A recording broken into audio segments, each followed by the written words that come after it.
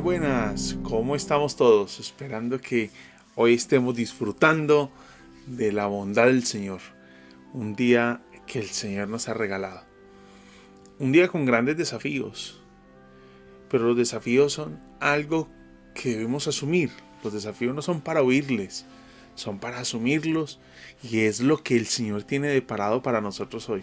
Un sinnúmero de oportunidades. Y en algunos momentos es posible que estemos enfrentando momentos difíciles, como los que vive el mundo hoy. Pero en ese contexto tan difícil como los que vive Colombia hoy, en ese contexto, por difícil que sea, siempre debemos tener la seguridad de que el Señor está con nosotros, camina con nosotros, peregrina con nosotros, no nos ha abandonado. Está Él caminando con nosotros, dándonos la seguridad de que Él está a nuestro lado. Siempre tengo en mi mente el Salmo 23, creo que ha sido uno de esos salmos que ha caminado en mi peregrinar, que me ha ayudado, que me ha fortalecido, que me ha acompañado en esa reflexión en la palabra. Y es esa certeza de que el Señor está con nosotros. El Señor es mi pastor. Y cuando dice, aunque atraviese el más oscuro de los valles, no temeré mal alguno. Creo que este es un oscuro valle que enfrenta la humanidad. Tenemos enfrente como colombianos también un sinnúmero de desafíos. Y quizá sea esta una oportunidad para acercarnos al Señor, para buscarlo a Él, para venir a Él corriendo en esa dependencia que tenemos de Él. De pronto dejar de lado la autosuficiencia que nos ha caracterizado, donde nosotros pensamos que podemos lograrlo todo sin Él. Quizá este sea un momento para venir, pero corriendo a Él, no huir de Él, sino venir corriendo a Él, acercándonos con esa seguridad de que Él nos va a escuchar y con esa certeza que Él está presto a atendernos, ¿Verdad que esa debe ser la forma de acercarnos al Señor y que este maravilloso día podamos vivirlo de esa manera? Es maravilloso, independiente de los desafíos que usted tenga enfrente, de las situaciones que usted esté viviendo. Este día es maravilloso. Es maravilloso porque es un regalo de Dios para nosotros. Y el Señor está con nosotros. Eso nos ha prometido el Señor. Y no es una posibilidad, es una certeza. Y es precisamente lo que quiero invitarle hoy para que estemos revisando lo que el Señor nos dice en su palabra. En un momento en el que con todo lo que hemos venido viviendo como en el planeta, con esta idea de la globalidad, todo lo que pasa al otro lado del mundo es como si nos pasara en el patio de la casa. Entonces, pensar que esa situación que vivimos, que vive el mundo hoy, es un momento en el que quizá Dios ha cerrado sus oídos. Y como que lanzamos nuestras voces al cielo y estas como que tienden a rebotar y vuelven y caen. Y lanzamos nuestras voces al cielo y estas vuelven y caen. Esa puede ser nuestra experiencia. Pero quiero invitarle a que nos acerquemos a las palabras a un solo versículo del profeta Miqueas. Es uno de esos profetas que quizá pocas veces leemos. Y es posible que hasta usted se pregunte, ¿y ese libro está en la Biblia? Sí, Miqueas es un pequeño libro que hay en el Antiguo Testamento. Forma parte de un bloque conocido como los 12 profetas menores. Y esos 12 profetas menores son unos personajes que hablaron. Y se llaman menores no porque se les considere de menos capacidad o fuerza frente a los demás. No corresponde esa expresión profetas menores a su valor como profetas, sino a la producción literaria. Sus libros son pequeños, entonces se llaman profetas menores porque su producción literaria es una producción literaria pequeña, no comparable con Isaías, que es un libro extenso, con Jeremías, que es un libro extenso. De hecho, Miqueas es contemporáneo de Isaías, y aunque el uno es un profeta mayor, recuerde, profeta mayor en términos de su producción literaria, no de su reconocimiento, no del valor que tiene. El valor de Miqueas en la historia del pueblo de Israel es importantísimo. Pero voy a quedarme sin tocar muchos aspectos históricos del momento. Voy a quedarme con una expresión de Miqueas. Y esa expresión de Miqueas es en el capítulo 7, versículo 7. Acompáñenme en la lectura, que ahí la tienen en pantalla, si la tienen en la Biblia allí, tienen la Biblia en la mano, por favor, acérquese a leerla allí.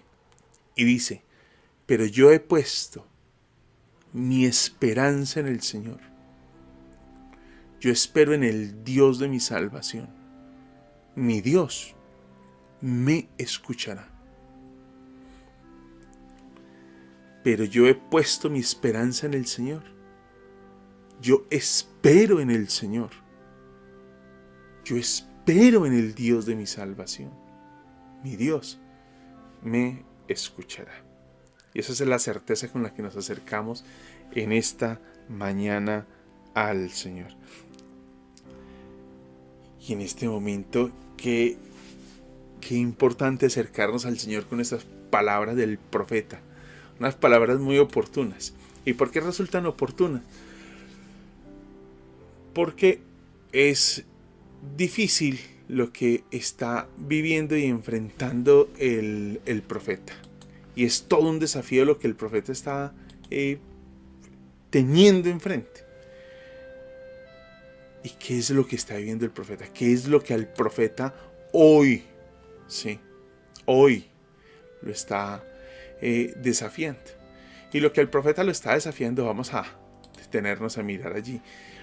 Nomás iniciemos con la meditación acerca de quién es el profeta.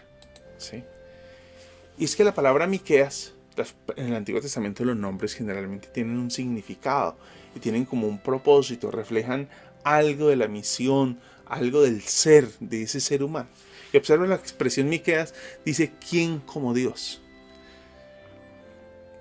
Y en un momento donde creo que la humanidad de alguna forma nos decepciona, porque vemos ese caos, que vemos la soberbia del ser humano. La guerra no es sino el producto de la soberbia. Y de aquí no estoy como un analista político, creo que de geopolítica no tengo la autoridad para hacer un análisis de lo que ocurre en el mundo de la política, pero la guerra siempre será el producto de la soberbia del ser humano. Siempre será el producto de la soberbia del ser humano. No puede ser otra la razón de la guerra. Y no vamos a hacer un análisis porque no pretendo eso. La guerra siempre será un reflejo de la soberbia del ser humano. Y es acá donde salta el profeta diciéndonos: ¿quién como Dios? Y en medio de esa decepción que tenemos del mundo, en medio de esa decepción que podemos estar viviendo como colombianos frente a nuestros gobernantes, frente a las personas que dirigen nuestra nación, ¿en quién vamos a poner nuestra esperanza? Y el profeta está surgiendo en una época de una tragedia impresionante. Les decía hace un momento que es contemporáneo de Isaías, y usted podrá nomás revisar la profecía de Isaías para usted darse cuenta lo trágico que es el momento que están viviendo. La tragedia que se está viviendo a nivel nacional y lo que está experimentando el pueblo. Y lo que está viviendo el pueblo creo que no se aleja mucho de lo que nosotros vivimos hoy. Y esa expresión de un espíritu religioso. Hay un espíritu religioso en el pueblo, pero hay un total descuido de lo que es la verdadera adoración o el culto al Señor. Y cuando pensamos de un espíritu religioso, estamos pensando, tenemos la idea de la noción de la asistencia, de la participación en especies o grupos o espacios religiosos, pero no existe esa demanda del Señor, esa respuesta al llamado del Señor a una entrega genuina a Él. Existe la participación nominal de la presencia. Es más, es posible que tengamos hasta responsabilidades dentro de la congregación, dentro del lugar donde participamos, pero no estamos involucrados, como diríamos, con alma, vida y sombrero. No. De pronto nos involucramos con nuestra presencia y algunos quehaceres, alguna participación medianamente buena, pero la vida no está involucrada allí. Y creo que es lo que está pasando en la época de Miqueas. Todo un espíritu religioso, pero hay un total descuido del culto al Señor. Creo que no dista mucho de la realidad que vivimos hoy. Recuerde su café. Y digo que no dista mucho porque con todas estas polémicas que se han despertado en Colombia por estos días, no ha faltado la mención de Dios en medio de muchos de los discursos que hay. Pero la realidad ¿es Dios parte de esos discursos? ¿Está Dios reflejado en esas ponencias, en eso que hoy se vive y que vivimos como nación? En nuestras políticas, en nuestras formas de vida, en nuestros pensamientos, en nuestros valores, ¿está integrado Dios a la vida? No, creo que Dios se volvió parte del discurso, pero no parte de la vida. Dios se volvió parte del discurso, pero no parte de la vida. Parte del discurso porque puede ser que eso me dé simpatizantes y me regale simpatizantes, pero no es parte de la vida, no es parte de mi vida. Y es lo que creo está enfrentando el profeta. Un espíritu religioso, pero un total descuido del culto al Señor.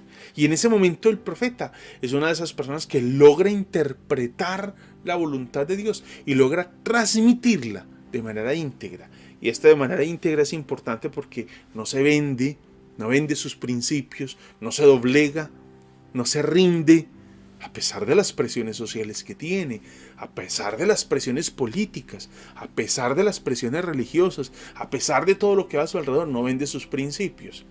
Importante el tema, no vende sus principios, mantiene firme, interpreta, entiende qué es lo que Dios quiere para ese momento de la historia.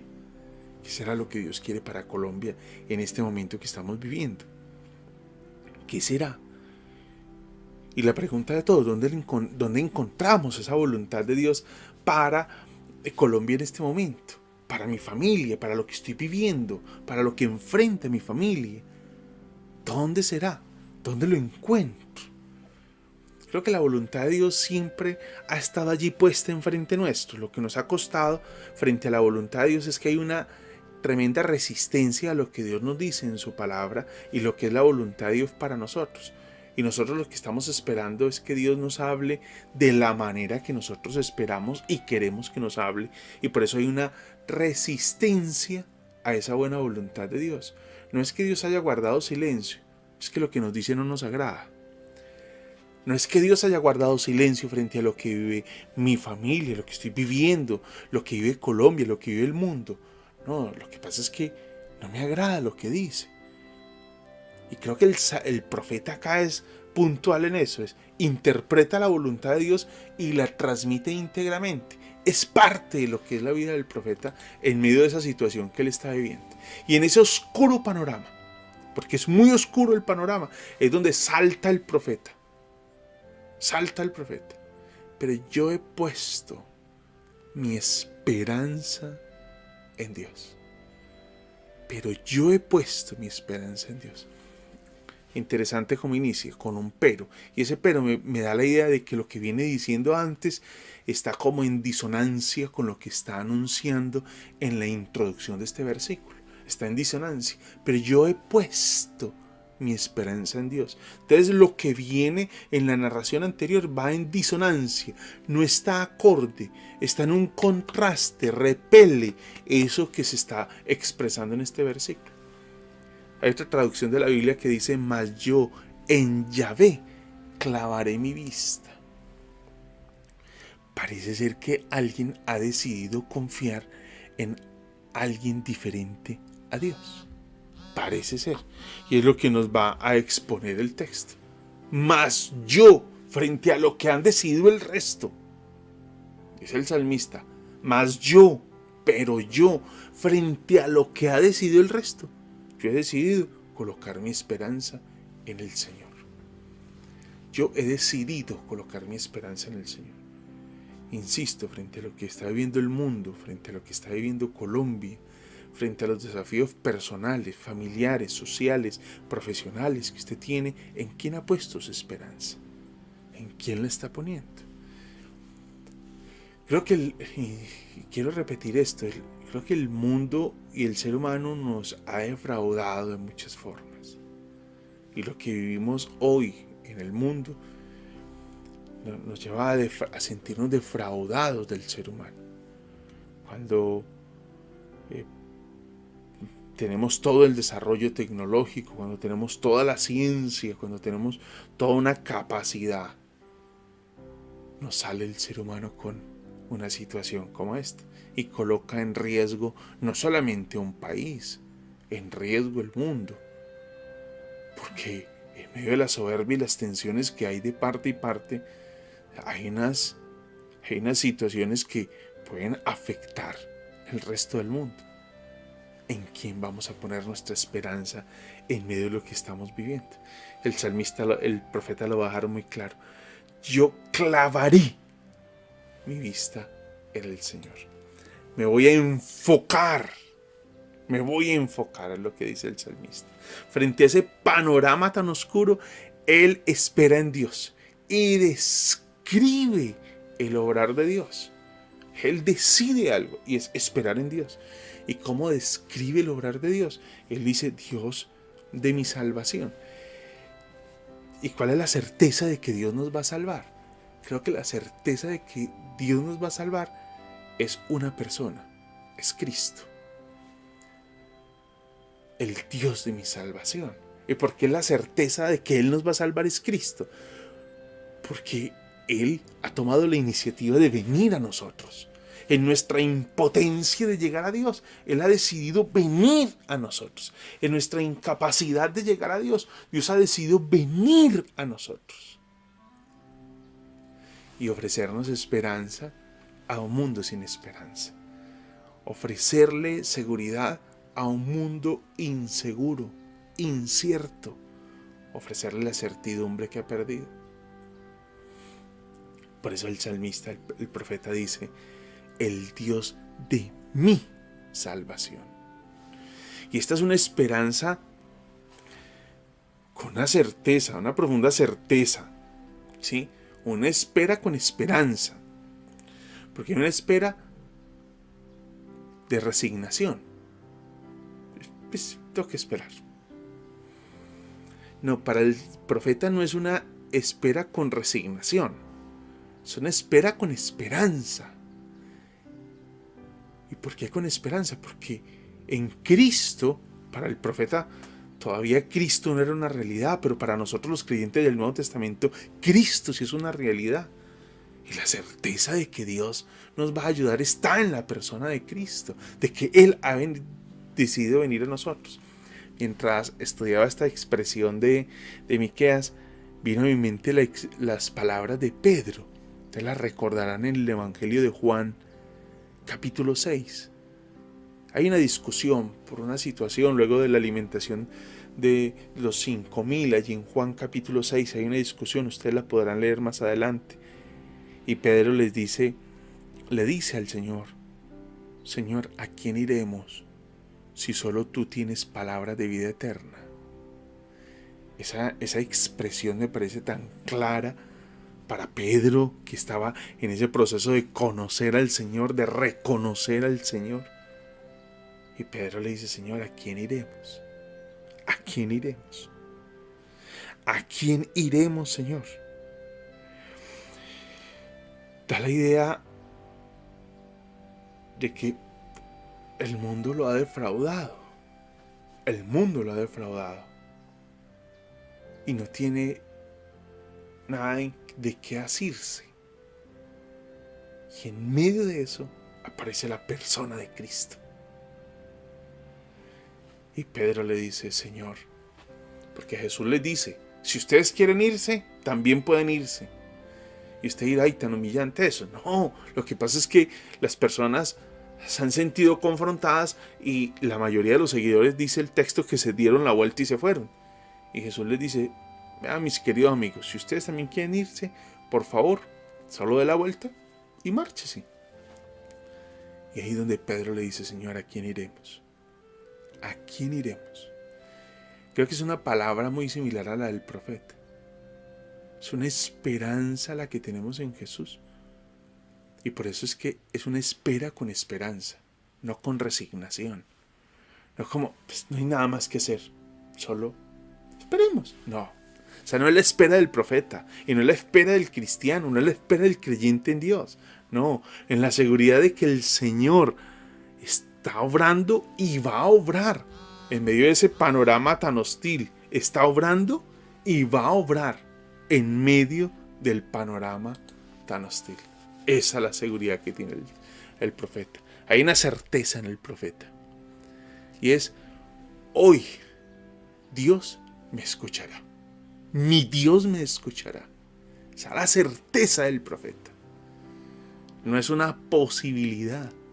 No es un quizá, de pronto, tal vez. Es posible. No. No es una expresión de probabilidad. Es la seguridad de que Dios lo va a oír. ¿Y qué es la seguridad que nosotros tenemos de que Dios nos va a oír? La seguridad es la persona de Cristo, porque Él decidió venir a nosotros. Dada nuestra incapacidad de poder llegar a Dios, Él decidió venir a nosotros. Y decidió venir a nosotros para que nosotros pudiéramos comunicarnos con el Padre. Entonces imagínate la certeza que tenemos. En la Nueva Traducción Viviente dice, y con seguridad mi Dios me oirá. O sea, no es una cuestión de posibilidad. Nosotros, en algunas oportunidades, nuestra relación con Dios la definimos a partir de las sensaciones. Entonces, nosotros volvemos a la imagen del comienzo y pensamos, ¿será que Dios sí me está escuchando? Es que yo siento. No, el sentir es algo independiente de la verdad. ¿Y por qué el sentir es independiente de la verdad? Porque es que el sentir depende mucho de mi estado emocional. Y mi estado emocional hoy me puede estar diciendo, no, nadie me quiere, nadie me ama, yo estoy solo, abandonado. Es lo que siento, es mi percepción. Pero la verdad es que Dios está sumamente interesado en mí. La verdad es que Dios tomó la iniciativa de venir a mí. La verdad es que Dios se acercó a mí. La verdad es que puedo confiar en Él. La verdad es que Él me ha facilitado todo para que yo vaya a Él. Es la verdad. La verdad es que si yo le digo, Padre nuestro que estás en los cielos, santificado, puedo tener la certeza de que Él me va a escuchar. Si elevo una oración al Señor, puedo tener la certeza de que Él me va a escuchar. ¿Y por qué puedo tener esa certeza? Porque lo hago en Cristo Jesús. Y Cristo es mi seguridad. Cristo no es mi probabilidad. Cristo es mi seguridad. La seguridad de que soy escuchado. Por eso el profeta, y máxime nosotros creyentes del Nuevo Testamento, debemos decir, y con seguridad, mi Dios me oirá. Así los sentidos me estén vendiendo algo diferente y me estén presentando algo diferente. Porque la percepción es una cosa. Y nosotros de percepción sabemos mucho porque las noticias constantemente nos hablan de percepción. La percepción de la inseguridad en Colombia, la percepción. Pero la percepción, entonces luego aparece la imagen siguiente, es alguien diciendo, es la percepción de la población, de la ciudadanía, pero la realidad es esta. Percepción y realidad. Percepción es algo que está sujeto a los sentidos, a eso que percibo en el ambiente. ¿Cómo percibo el ambiente? ¿Lo percibo bien? ¿Lo percibo tranquilo? No, me siento inseguro. Es algo de percepción, de sentidos. Pero mis sentidos me pueden engañar en algún momento. No siempre debo dejarlos de lado. No siempre. Pero en algún momento me pueden engañar. Por eso se habla de percepción y realidad. ¿Qué es lo que percibimos en cuanto a Dios? Que Dios no nos escucha. ¿Qué es la realidad de la Escritura? Dios siempre me oye. Cuando me acerco a Él, en la persona de Jesús, Dios siempre me oye. De ahí que el llamado es acercarnos al Señor en medio de lo que estamos viviendo.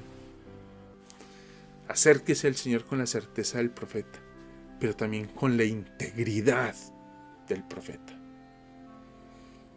Que Dios no sea solo nuestro discurso, que Dios sea nuestra vida. Que Dios no sea la expresión o bonita palabra que acompañan siempre nuestras frases o con las que acuñamos algunas expresiones religiosas, sino que sea parte de la vida. Ten la seguridad, Dios no abandona a su pueblo. Es posible que trate con nosotros, y de hecho lo hace permanentemente, pero no nos abandona. Y no te va a abandonar. No te estoy diciendo que la situación a futuro puede ser, no te estoy dando la garantía de que todo será color de rosa. No, creo que la Escritura nunca lo hace. Pero sí nos da la certeza de que por duro que sea el camino, aunque atraviese el más oscuro de los valles, aunque atraviese ese valle de sombra de muerte, no temeré mal alguno, porque tú estarás conmigo. Tu vara y tu cayado me infundirán aliento. Dios no nos prometió estar libre de problemas, una ausencia total de crisis, no, pero nos prometió que en medio de la crisis caminaría con nosotros. Eso sí lo prometió. Y esa es nuestra certeza, y esa es nuestra seguridad. Quiero invitarte para que nos acerquemos al Señor y oremos, pensando en esto, pensando en lo que vives hoy, qué estás viviendo hoy, qué es la situación que enfrentas hoy, qué es lo que está pasando en tu vida hoy, en tu familia, en el mundo, en Colombia, en tu trabajo, en lo que haces, qué sucede, qué es lo que hay alrededor.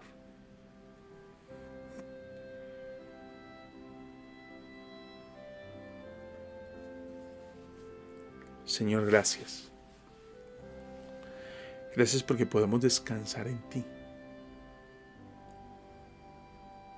Podemos descansar en ti, Señor. Gracias.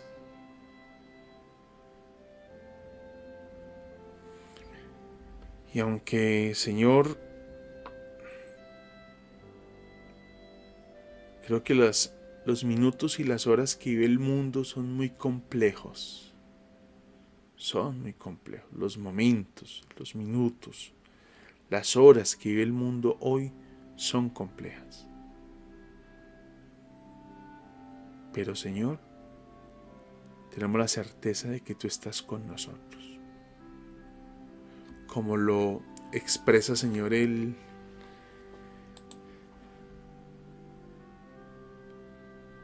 nombre del profeta.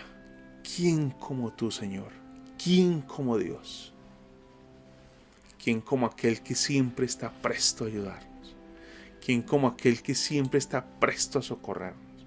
¿Quién como aquel que siempre está presto para extender su mano y ayudarnos en medio de la situación? ¿Quién como aquel? Estamos pues hoy en tus manos, Señor. Colombia, frente al desafío que tenemos, Señor.